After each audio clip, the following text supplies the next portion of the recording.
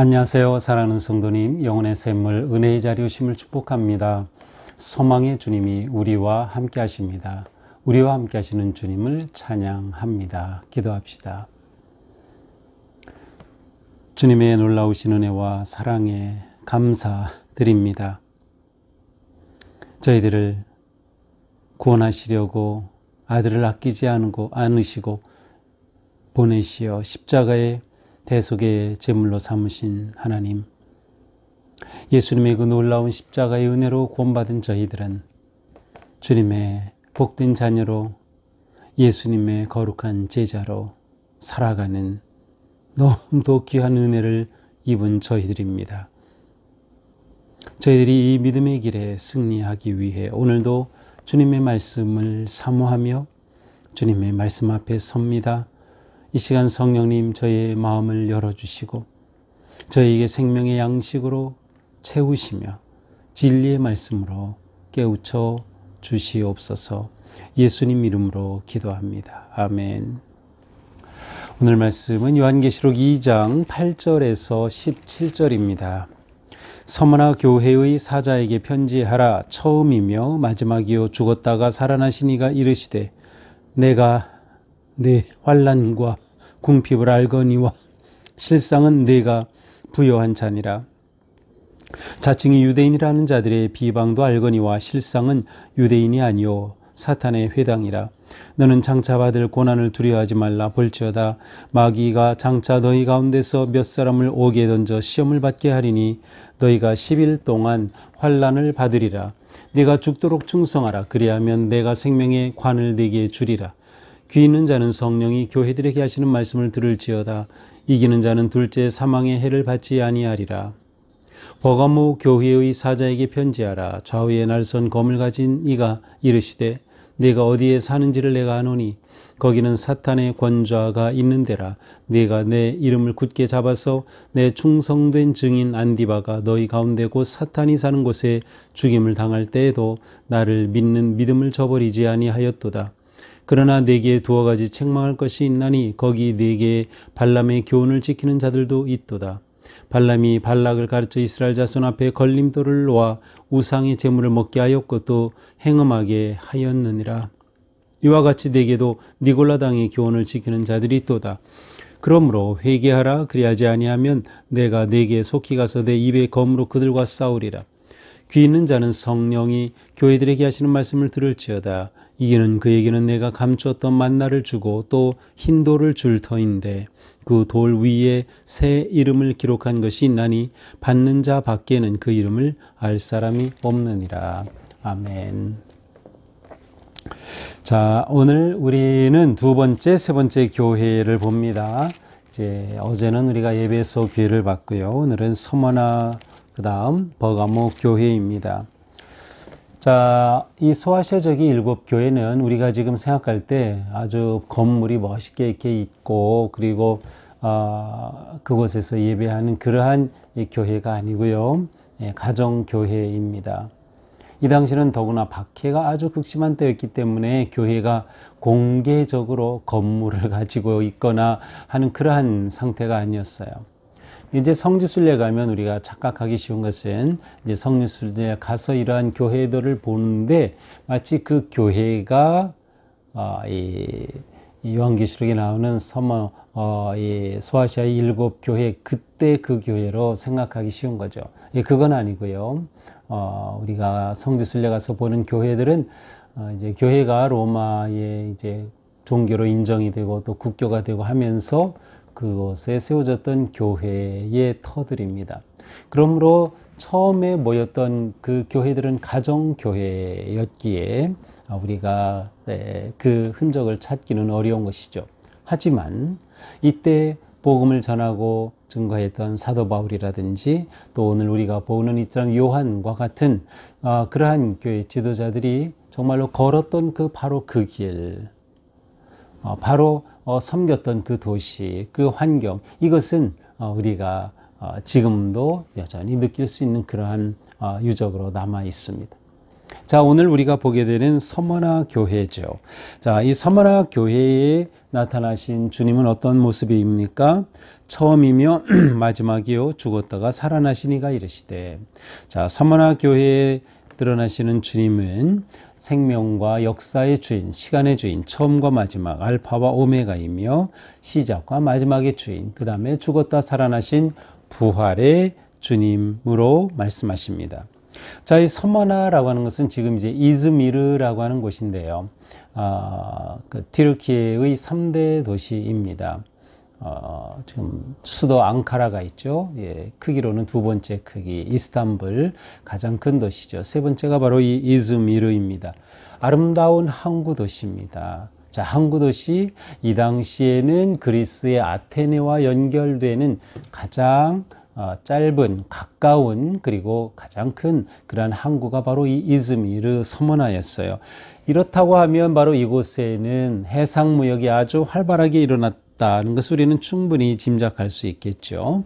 그리고 이곳에서는 많은 물품이 교역이 일어났고요. 특히 이 서머나라고 하는 것은 몰리악이라고 하는 그러한 그 향료 에서 온 이름입니다. 그러니까 향료가 이곳에서는 많이 수출되고 또 전해졌던 그러한 무역품 가운데 하나였던 것이죠. 이 서머나 지역은 이제 알렉산더 대왕이 이 지역을 점령하고서 특별히 또 세운 그러한 그 도시였기 때문에 새로 세워진 아주 대단한 도시였습니다. 자, 서머나 교회에 대하여 주님은 뭐라고 하셔요? 내가 네 환난과 궁핍을 알거니와. 주님은 알고 계시다. 첫 번째 환난, 두 번째 궁핍, 또 세 번째 무엇이에요? 자칭 유대인이라는 자들의 비방도 알거니와. 자, 주님은 너희가 어떤 상황이 있는지 안다라고 하시는 거예요. 그들의 모습, 그들의 환난을 아신다. 그들의 궁핍을 아신다. 그들의 비방을 아신다. 자, 환난은 박해를 의미하는데요. 특별히 이 환난이라고 하는 단어 자체는 아주 무거운 돌멩이를 이 가슴 위에 얹어놓는 그러한 압박을 주는 그러한 의미의 단어입니다. 그러니까 아주 그 무거운 돌로 누르듯이 그렇게 압박을 받는 박해를 의미합니다. 특별히 이 서머나에는 로마 제국, 특별히 황제 숭배가 아주 강한 곳이었어요. 그래서 황제 숭배하고 황제를 위한 그러한 도시로 그야말로 황제 앞에 모든 것이 드려진 그러한 도시였습니다.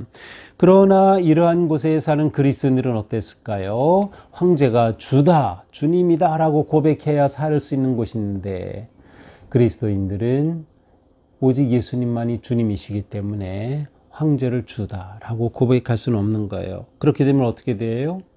박해를 받는 거죠. 고난을 당하는 것이에요. 시험을 받는 것이죠. 자, 따라서 이러한 가운데 그들은 굉장히 경제적인 궁핍함도 경험할 수밖에 없어요. 그래서 첫 번째가 환난인데 두 번째가 궁핍인 이유는 바로 이러한 이유입니다. 서머나라고 하는 도시 자체는 부유한 땅이에요. 무역이 아주 활발하게 일어나는 것. 그러나 그 부유한 땅에 살고 있는 그리스도인들은 가난한 거죠. 왜?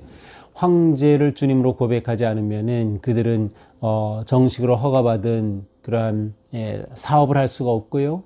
또한 그러한 사업이 일어나는 아고라에 들어가기 위해서는 향을 피워서 황제를 숭배하는 것을 표시하면서 문을 드나들어야 되는데 그게 금지돼요. 그걸 하지 않으니 그곳에 갈 수도 없는 거예요. 그러니 이러한 그리스도인들은 부유한 서머나에 살지만 가난한 그리스도인들이었다라는 것입니다. 그래서 주님은 그들의 궁핍을 알고 있다라는 거죠. 궁핍을 알고 있다. 하지만 경제적으로는 궁핍할지라도 오히려 주님은 말씀하셔요. 네가 부유한 자다. 부유한 자다. 마음이 복된 자다. 내면이 복된 자다. 영혼이 복된 자다라고 말씀하셔요. 이것은 우리가 현대를 살아갈 때도 마찬가지예요. 너 교회 다니면서 왜 이렇게 찌질하게 가난해? 너 왜 이렇게 교회 다니면서 어려움이 있어? 너 교회 다니는데 왜 이렇게 시험이 많아? 이렇게 힘든 일이 있고 왜 사고가 있고 왜 아파? 많은 사람들이 그렇게 말합니다. 하지만 우리에게 정말 중요한 건 뭔가요? 우리는 부자가 되려고 교회 다니나요? 부자가 되려고 예수님 믿나요? 우리가 건강하려고 예수님 믿나요? 아니죠. 우리가 예수님 믿는 것은 예수님이 내 구세주가 되시기에 나를 영원한 죄와 죽음의 형벌에서 구원하셔서 영원한 생명과 빛과 천국의 길로 인도하여 주셨기에 우리가 그 은혜로 사는 거예요. 물론 우리는 이러한 삶을 살면서 이 세상에서 경제적으로 부유하면 더 좋겠죠. 더 건강해도 좋겠죠. 하지만 그렇지 않을 수도 있는 겁니다. 따라서 이런 것에 대해 우리는 부끄러워할 필요가 없어요. 내가 열심히 살고 성실하게 산다고 하면 그것으로 하나님 앞에 감사하며 살 수 있는 것이에요. 바로 이 서머나 교회 성도들은 부유한 도시에서 가난하게 살 수밖에 없었던 것. 그러나 중요한 건 뭐예요? 주님이 그걸 아시는 거예요. 주님이 아시는 거죠. 그래서 주님은 그들을 격려하시는 겁니다. 아니야, 너희들은 진짜로 부유한 거야. 너희들은 진짜로 부유한 거야. 우리에게는 이러한 자부심이 있어야 됩니다. 나는 내 영이 부유한 사람, 나는 내 내면이 부유한 사람이라고 하는 그러한 자부심으로 살아야 되는 것이죠. 또한 그들은 비방을 받고 있었어요. 그래서 비방을 알고 계신다. 자, 이 비방은 유대인으로부터 온 것이에요. 실상은 이 유대인 곧 사탄의 회당으로부터 받는 비방이죠. 유대인들의 괴롭힘을 받았던 것이에요. 이 처음 그리스도인들은 유대인들이었죠. 그래서 이 복음이 먼저 유대인들을 통해서 전해지고 또 사도 바울은 유대인의 회당에서 복음을 전하곤 했어요. 따라서 유대인들 가운데서 반발을 하고 핍박하는 그러한 사람들이 많이 있었어요. 비방하는 사람들이 있었던 거죠. 그러나 주님은 그것을 알고 계신다. 알고 계신다. 그러므로 주님께서 이들에게 격려하십니다. 10절 장차받을 고난을 두려워하지 말아라. 두려워하지 말라는 것이요. 이러한 고난과 궁핍과 비방에 대해 두려워하지 말아라. 비록 이러한 일들이 너에게 일어나지만 이것은 어떤 일? 너희가 10일 동안 환난을 당한다. 이 환난이 영원한 게 아니다. 이것은 잠시뿐이다 라고 분명히 말씀하고 계시는 거죠. 그러면서 그들이 어떻게 하라고 하셔요? 죽도록 충성하라. 죽도록 충성하라. 우리는 이 죽도록 충성하라 이것은 뭐 아주 그냥 뼈 빠지게 그냥 고생하면서 뭐 그렇게 신앙생활을 해라라는 것처럼 생각하기 쉬워요. 죽도록 충성하라. 그런 의미가 아니에요. 이것은 너희가 죽음에 이른다 하더라도 예수님을 주님으로 고백하는 그 신실한 믿음을 포기하지 말라라는 뜻이에요. 너희가 지금 박해와 고난과 궁핍에 처하지만 그러나 그러한 상황 속에서도 설령 죽음에 이른다 하더라도 주님을 향한 사랑과 신실함을 포기하지 말아라. 그런 뜻이에요. 이게 죽도록 충성하라 라는 의미예요. 그러므로 하나님과의 신실한 관계, 주님과의 아주 깊고 심실한 관계를 지켜라 라고 하는 그러한 의미죠. 자, 이러한 그들에게 또 약속을 주셔요. 둘째, 사망의 해를 받지 않을 것이다. 두 번째, 죽음을 받지 않은 것이다. 이 두 번째 죽음은 뭐예요? 우리의 영의 죽음이에요. 지옥에 던져지는 죽음. 우리는 먼저 육체의 죽음이 있겠지만 그러나 둘째 죽음, 영적인 죽음, 지옥으로 던져지는 그런 죽음을 받지 않을 것이다. 너희는 구원을 받은 복된 존재다라고 격려해 주십니다. 자, 그 다음 버가모 교회이죠. 12절부터. 이 버가모는 현재 베르가몬이라고 하는 곳입니다. 자, 이 버가모의 특징은 무엇인가 하면 여기 보면 일단 좌우에 날선 검을 가지신 분으로 소개됩니다. 주님은 좌우에 날선 검을 가지고 있다라는 것은 심판하고 찌르는 그러한 의미도 있지만 동시에 이 버가모 지역은 그 당시에 아주 유명했던 아스클레피오스, 곧 아스클레피온 신전, 곧 치유의 신을 믿는 그 치유의 상징이 뱀이었어요. 이 치유의 신을 믿는 것이 아주 강했던 그 본부가 바로 여기에 있었어요. 베르가몬, 버가모에. 따라서 이 검이라고 하는 것을 이 버가모 지역에서는 어쩌면 수술용 칼로 이해할 수도 있는 그러한 단어였습니다. 물론 이제 뒤에서는 또한 검으로서 심판하시는, 그래서 16절에 보면 내 입의 검으로 그들과 싸우리라. 여기서는 입의 검이라고 되어 있어요. 그래서 검으로 심판하시는 것을 드러내지만 여기는 좌우에 날선 검을 가지고 계시다. 손에 들고 계신 그러한 주님이셔요. 자, 여기서도 주님은 아신다고 말하죠. 13절, 내가 어디에 사는지를 내가 아노니. 자, 여기서 아시는 내용은 뭐예요? 어디에 사는지.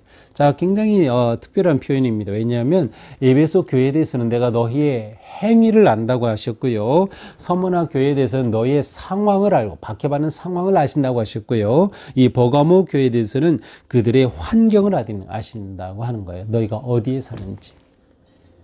그러면 이 버가모의 환경은 어땠을까요? 이 환경은 그 다음에 보니까 거기는 사탄의 권자가 있는 곳이었어요. 사탄의 권자, 그것은 바로 제우스 신전이 이곳에 있었습니다.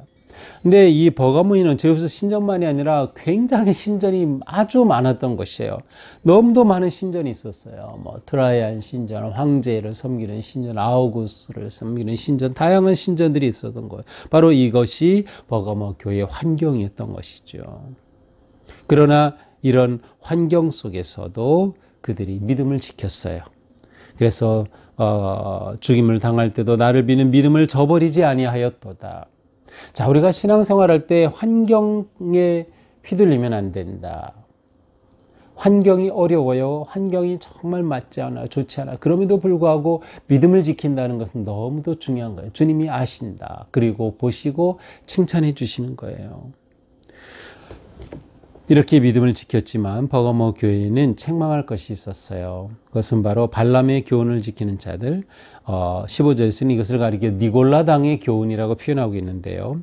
이 발람은 이스라엘 백성들이 우상 숭배에 빠지게 해서 또 음행에 빠지게 했던 그러한 거짓 선지자의 사건을 의미해요.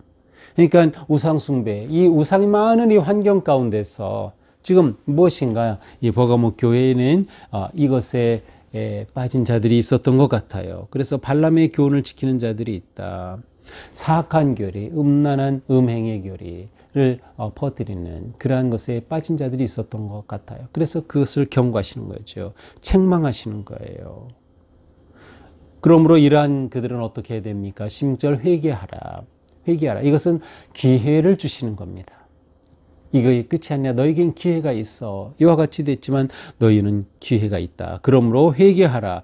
그렇지 않으면 내가 내 입에 검으로 싸울 것이다. 심판하실 것이다. 라고 말씀하십니다.